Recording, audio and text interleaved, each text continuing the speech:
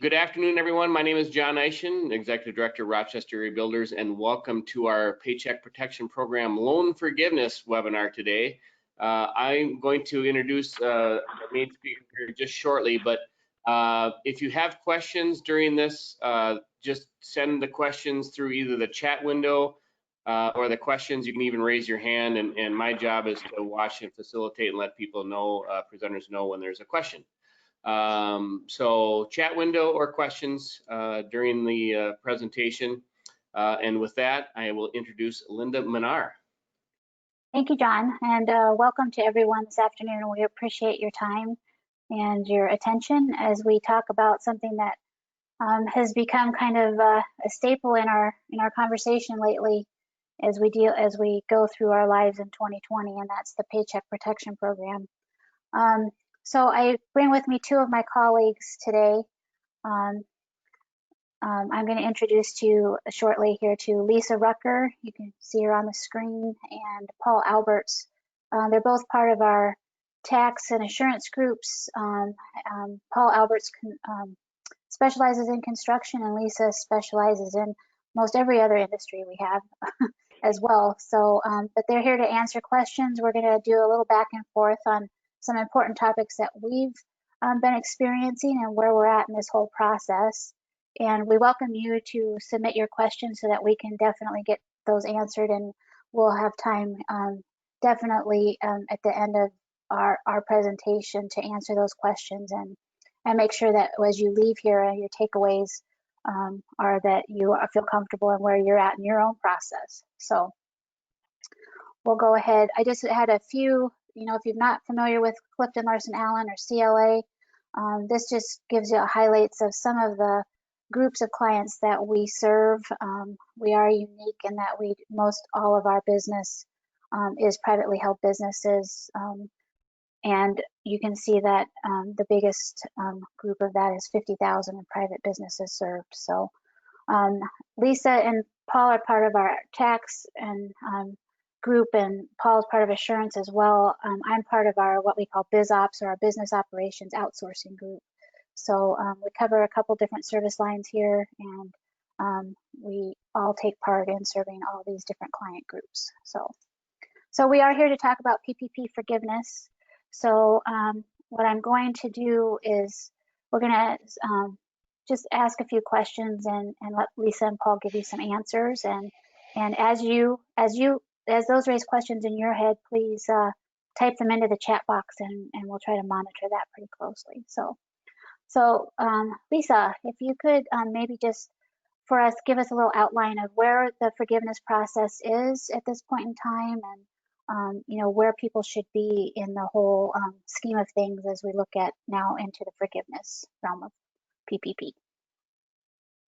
Yes, so that's a popular question right now, where the forgiveness process you should be. The SBA has started to take applications. They have actually 96,000 of applications in queue. There was a article in the New York Post where an SBA representative said that they were hoping to release some funds this week, and banks were notified that some funding was coming as far as the forgiveness applications had been processed. So we're hopeful with that there will be more guidance to answer some future questions as far as how things are going to be determined in that. I guess the biggest thing I have been advising my clients is it's never too early to get some documentation put together. We are not necessarily rushing our applicants into forgiveness because there is hope that if you're under a certain dollar amount, there'll be some delays or less requirements of what you have to submit. But basically there's 4 really criteria in that documentation piece, and to make sure first that you're eligible when you did apply for the PPP, because obviously when we did do the application for the PPP, it was uncertain and we didn't know what the COVID would do to our industry groups. And so now we have that ability of hindsight. And so that is one of those questions you have to, document is, would you have made different decisions had you not gotten the PPP funding with your employees? Would you have laid them off? Would you have reduced hours? Would you have just continued as is because we were not harmed? And that goes into whether or not you apply for the actual forgiveness or ask for forgiveness. The next is to make sure you're comfortable with the calculation of the loan amount. But the next one is probably one of the most important, is where is the use of the loan proceeds? And including that with your forgiveness application, you'll have a certification to document that this is why I did what I did and where the money went. And then the forgiveness calculation, including your safe harbors.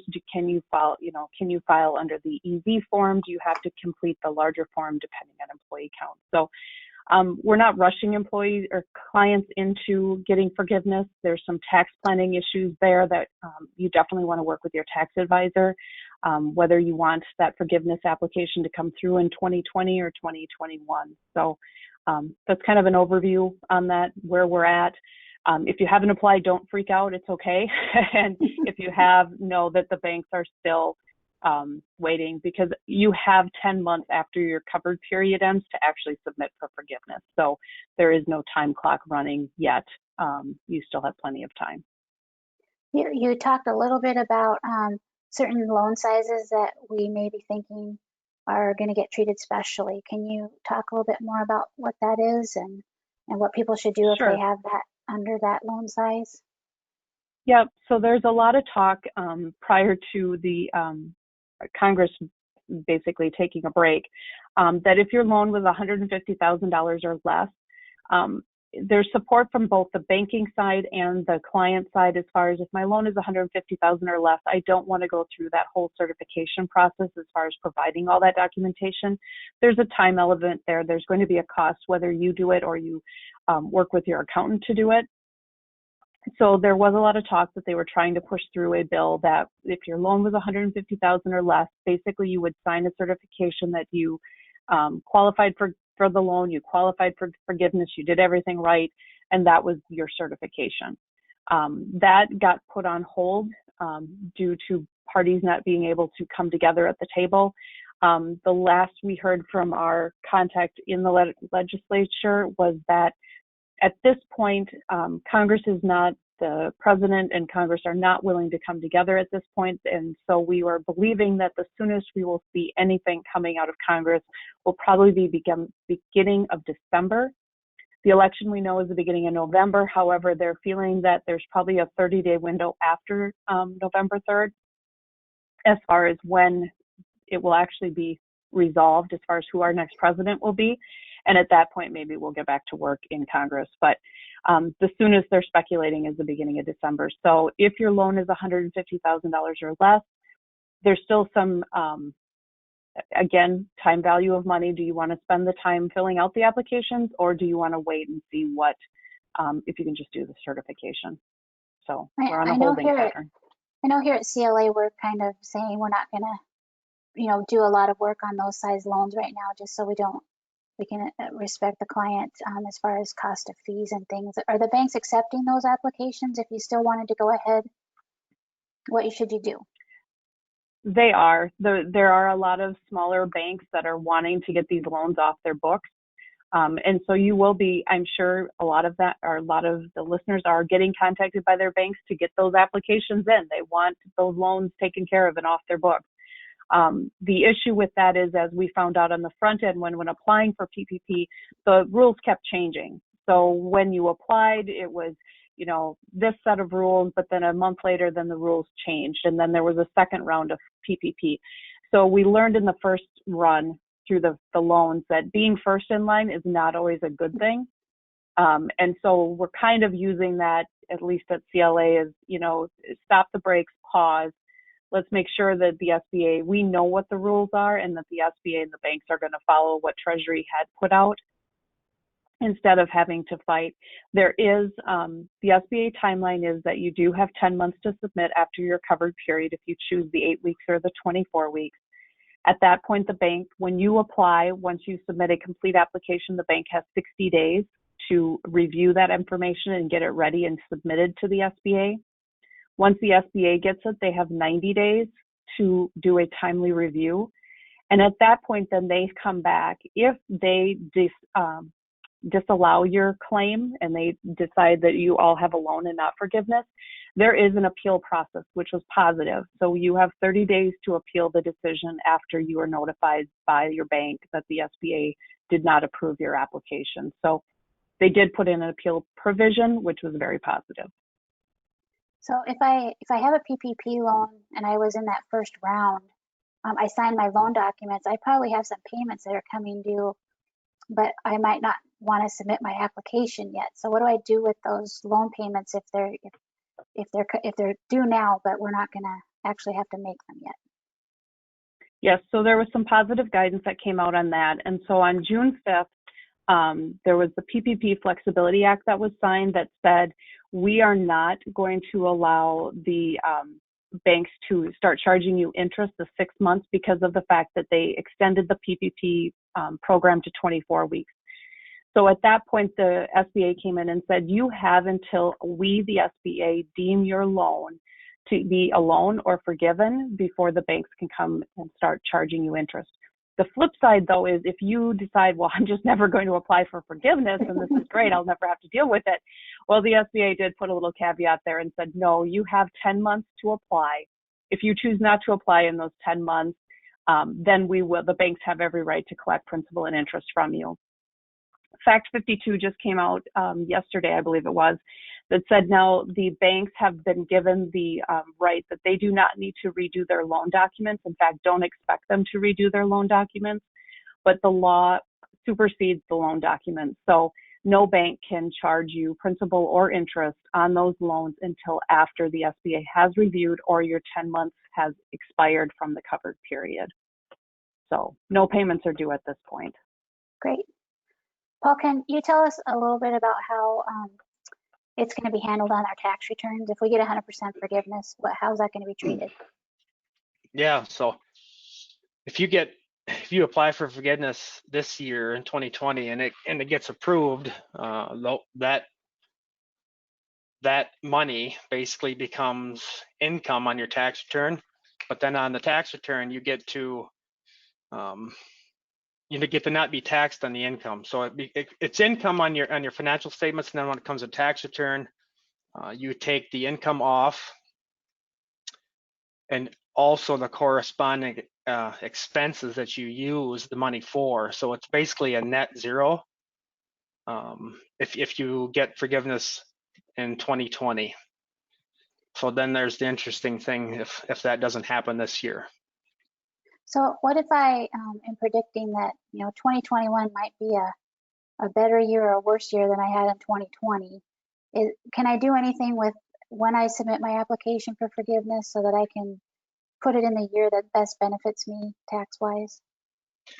Yeah, so and Lisa can talk to this too, but if you wanted to wait until a better, a higher income tax year, you definitely can. If you think 2021 is going to be better, you can wait until 2021 to apply for forgiveness, and then that becomes income in that year, and then you get to deduct the expenses this year, and then you'd have next year that you would take the income, and vice versa. So it depends on what your year is going to look like. Mm-hmm. Are we seeing in construction where that strategy might be of benefit to, more on commercial side or residential side, or is it just a case-by-case basis, really? Yeah, I think everybody in the construction industry is a little bit different, whether you're a sub or a GC, or you work in governmental jobs or you work for school districts. Those things are all different realms of the industry that are definitely going to be impacted all differently as well. So all of those things you're gonna want to take all of those things into consideration when you decide when you want to apply for forgiveness, based on what you think your income level is going to be in this year and or compared to next. Mm-hmm. Lisa, do you have any clients that are splitting this up a little bit? Maybe taking deductions in one year and income in the next, like Paul was talking about, or because you're working across different industry groups. So what are you seeing?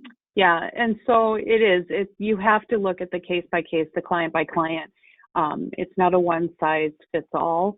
I have some groups that were C Corps initially, and now they're S Corps. And so anybody that's gone through that conversion knows there's a 5-year look back. And if you generate income in those 5 years, it's a built-in gains tax, and it's 50%. So for me to pull out those, so if I choose to, my forgiveness application, I'm not going to process till 2021, or let me rephrase that. If I processed in 2020, all my payroll costs that I paid that were forgiven through that PPP loan are no longer expenses for me. That could generate a lot of income for me on my bottom line that I don't have the cash now to necessarily pay out in bonuses to get my net income to zero. So in that situation, in that group, we're probably looking at letting the expenses ride in 2020, and we will pick up the income in 2021. Now, as I've said, I wish I've had a crystal ball many times. I wish I knew I wish I knew who was going to be elected president, so I knew what the tax rates would be for 2021. I don't, but that is part of the planning process. You have to weigh out all your situation, and if 2020 was a good year, the building industry and certain ones did not get really harmed in that process during COVID, but they're speculating that maybe 2021, a lot of those building projects might be put on hold because businesses aren't going to be expanding because they're starting to tighten up the reins. Then it might be a situation where, I don't want any more income in 2020, and 2021 might not look so great, so I'm going to push that income to 2021. But if you have a lot of income coming in 2021 and we have the uncertainty of what the tax rates will look like, then that might be a different conversation. And you do have the right, we talk about the fact that if you get everything done in the first year, it's easy. You match everything up and you're good. If you don't, then you let the expenses ride, you pick up in the income in 2021. The IRS did give us a window that said, even if we don't apply for forgiveness in 2020, we can pull those expenses off our bottom line, hold them because we know we're going to submit those for PPP, and then let 2020 be met, even though I haven't gotten my forgiveness application processed. So again, talk to your tax advisor. There's some planning opportunities there. And again, everybody is different and you just have to look at your fact pattern. So Paul, I know here at CLA, we really encourage our clients to get in for those tax planning meetings, November sometime. Is it any different this year because of these extra, extra pieces of the puzzle that we have to consider? I would think sooner the better, but in construction, we all know that we have to look at what those projects, how they're going to end up at the end of the year. So what do you think a good time frame would be to start contacting your tax advisor and getting some of this in front of them so that they can make the best decisions for you?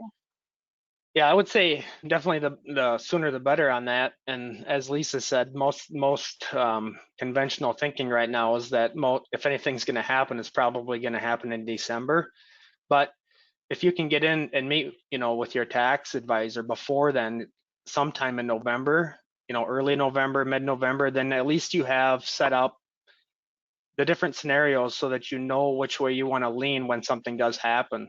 That way you're not scrambling at the end of the year to go out and buy a new truck or buy a new excavator, something like that when things might not be available, or you're waiting till the last minute. So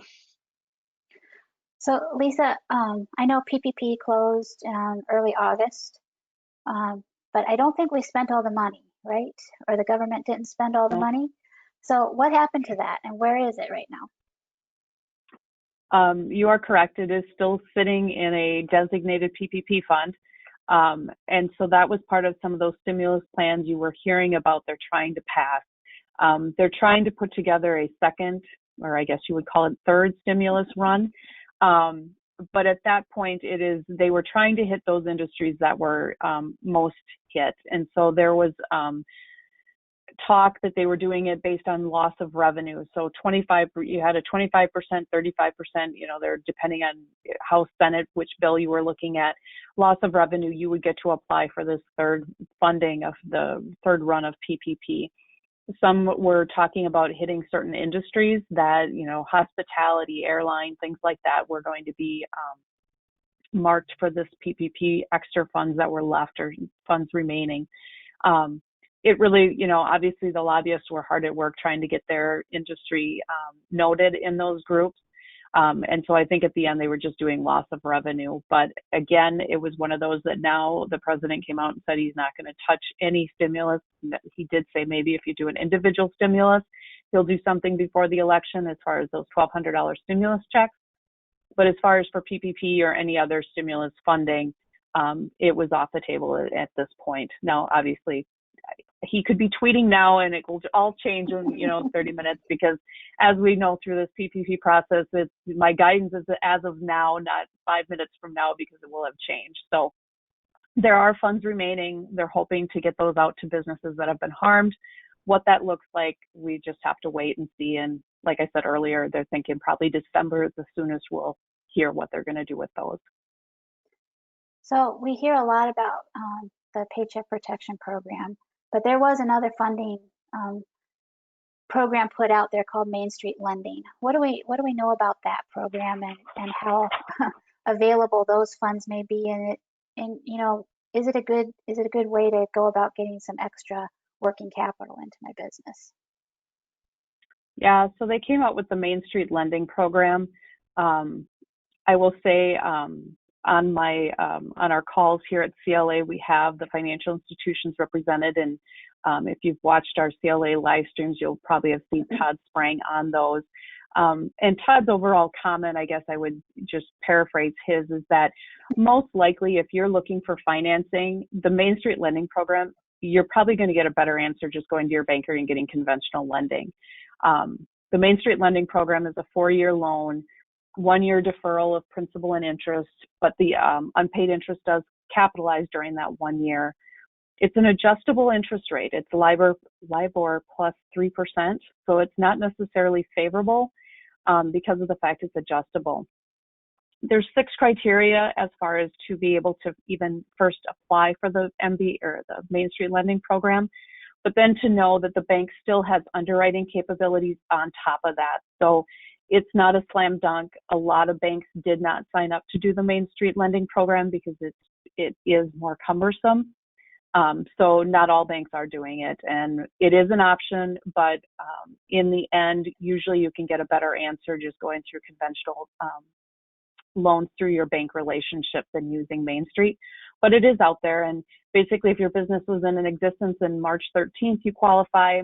You have to be organized in the U.S. and have the majority of your employees in the U.S. There's 3 Main Street programs under that. You can only apply for one. If you were ineligible for the PPP loan, you're not eligible for Main Street. They have a employee cap of 15,000 or less, but that includes all employees and including any affiliates that company may have. It's an average over 12 months. The revenue, you have to be under $5 billion of revenue, again, in all companies and affiliates, and it's based on fiscal year 2019 revenue.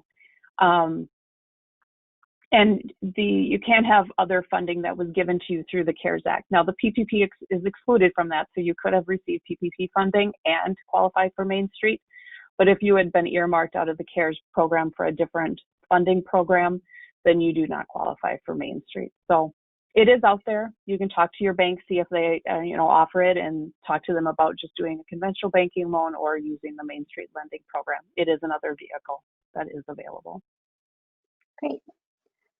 So I know here at CLA, we are helping clients prepare their forgiveness packages, doing reviews if you choose to prepare it yourself. So we are here to help along the way, and no matter where you are in the process or even answer questions. I will put up our contact information in case anybody would like to contact us directly and you have a question or you want to talk through a scenario, that kind of thing. So I would like to open it up to any questions anybody has or any scenarios that they wanted to talk through. John, I don't know if you've seen any questions come through so far. I have not seen any pop up, but we'll give it a few minutes here and see if some do. Linda, we can talk about probably the latest guidance, and there hasn't been much lately, was on related party rents. Yes. So if you are paying rent to a related party, SBA guidance, Treasury guidance came out and said that only the underlying mortgage interest of that rent payment will be subject to PPP forgiveness. So if you do not have a mortgage underneath that like a building partnership that you're paying rent to, none of that rent payment will qualify for PPP forgiveness if it's self-rental.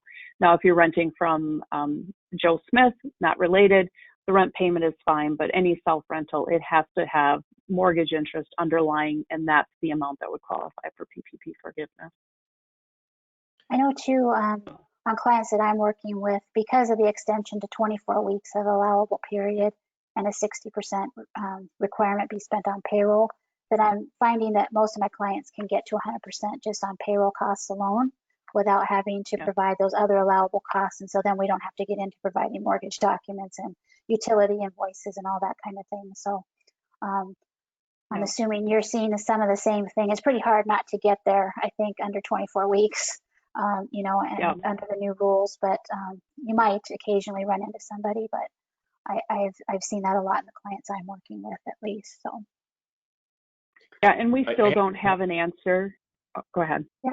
Oh, I'm sorry, go ahead. I was just going to say, and we still don't have an answer. So a lot of businesses are not able to get their full forgiveness in 8 weeks by necessarily just using payroll. And we don't have an answer yet as far as what happens if I max out my PPP after 12 weeks or 16 weeks. How does that look for forgiveness as far as, can I submit early? Do I have to wait till after, you know, the 24-week period because now I'm past the 8? And again, we keep hoping there's going to be guidance on that. The SBA, some of their field offices have said you could submit early, and it would work fine if you didn't lay anybody off or your employee count stayed the same. The question becomes, is that in that 24-week window, your checking date for employees is December 31st. So the question is, how can I apply for forgiveness on, let's say, November 1st, when I don't know what my employee count will look like on December 31st. So again, we're hoping through this SBA starting to accept applications and process those, that they'll have some answers for us on that. That seems to be another popular question. I think the other one that usually shows up for me is, how do I know I can use the EZ form, or do I have to use the long form? And there's usually two quick criteria to that. So do you want to talk about what those, how come I can use the EZ form? Even if I'm a larger revenue or I got a big loan, I could still potentially use the EZ form, right? And I'll let you can piggyback as well, but I would say that if everything stayed the same, employees were still there working the same hours, that's an easy slam dunk for doing the EZ application. Whenever you start changing employees, there are several safe harbors, but unfortunately on the EZ application, the safe harbors there's not a box to fill that in. So then you get kicked over to the full application. Now, one of the last comments that Jack Rubicki makes, who's the head of our PPP process, has said, it's worth having that conversation with your bank if it is strictly like his example was, I had an employee quit. I didn't fire them. I didn't terminate them due to COVID. They just quit. And it took me a while to replace that person, but I did. And, that's a safe harbor. That qualifies under the full form. But there's a lot more paperwork to go with that full form than the EZ form. And so his comment was, have a conversation with your banker. See, there's an appeal process. The worst case, if the SBA kicked it back, you've saved yourself some time versus filling out the full form. It's worth a conversation. It could be your bank is going to say, no, you're going to have to fill out the full form. But if not, it's worth that 20-minute phone conversation versus filling out the full form. So right. I'll let you piggyback what else you've seen on that. So the FTE or the head count is a criteria. Also, if you didn't reduce wages more than 25%, that's the other criteria you have to meet in order to use the EZ form. So if you had, if your wages stay the same, your head count pretty much stay the same, you should be good to go. And then, it's just checking off some boxes and doing some certifications, doing a quick math formula, and make sure you divide, not multiply. There's one line on there that I've seen several come through where they've multiplied instead of divided, and they can't understand why they're not at 100% forgiveness. So just follow the rules, and it's a pretty quick math problem, and then you're done. So if you can use the EZ form, I suggest trying that route first. So we did have a question pop up. And maybe this was answered. I'm sorry, I was getting text messages during this too. It says, are family members of the owners treated differently and not as a standard employee if I have an S Corp and do payroll? Did I see that if I have an S Corp and do payroll, are family members of the owners treated differently and not as a standard employee? Do they, I'm assuming they don't have ownership, they're just related through family affiliation. That's how I would take that. Julie, if you could maybe type in a response to that to further clarify. But I know I'm they're a assuming, family member, but whether they're an owner or not, I'm not sure. But there could be instances within that in that particular member asking the question that they could have family members as no ownership to the children, they said. yeah, and so I know it. I shouldn't say I know. I'm assuming I know where this person is going, because a lot of like the health insurance, even though you're not an owner but you're related to an owner, there's family attribution rules.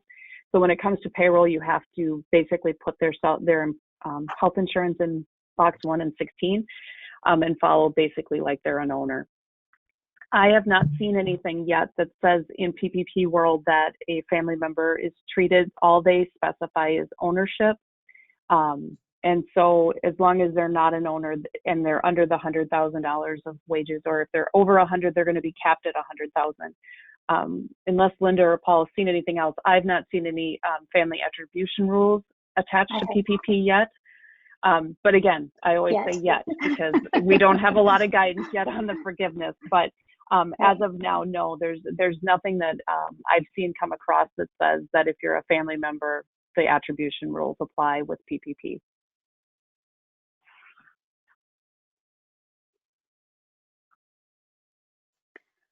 All right. Any other questions out there? We'll give you some time here to answer those.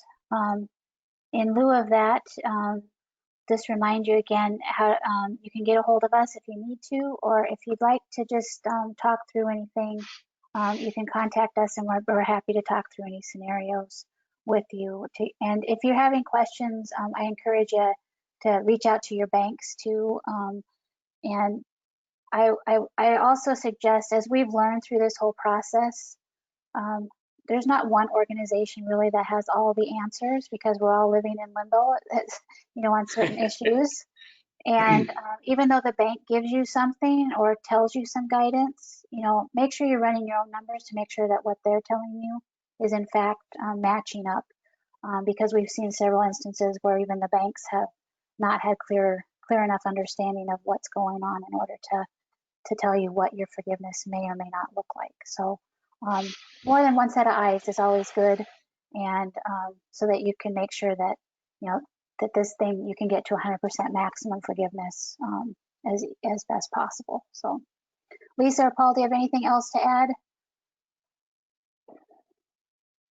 I guess the only thing I would add is you may or may not have seen is that there's been when you're applying under, we'll say, the 8 weeks, we'll pick on payroll, you can use the wages that were incurred prior to your PPP funding date if they were paid during the PPP process. Mm-hmm. And the same is true that if the wages are incurred during the PPP 8-week covered period or 24, pick your period, but then paid outside that range, those dates that were for wages paid during your covered period, you can include. So even though we say it's an 8-week window of forgiveness, by the time you add maybe the 2 weeks prior and the week after, you're going to get close to a 10-week window. So again, there's a lot of flexibility that also works for utilities and all the others. It's incurred and or paid during that covered period. So again, like Linda said, nobody has all the answers, and we're all trying to go through this. And so when your bank questions you on what you think you knew, do reach out to your accountant and get a second set of opinions. And because I had one just the other day, the client was told that they had to start making loan payments on their PPP loan.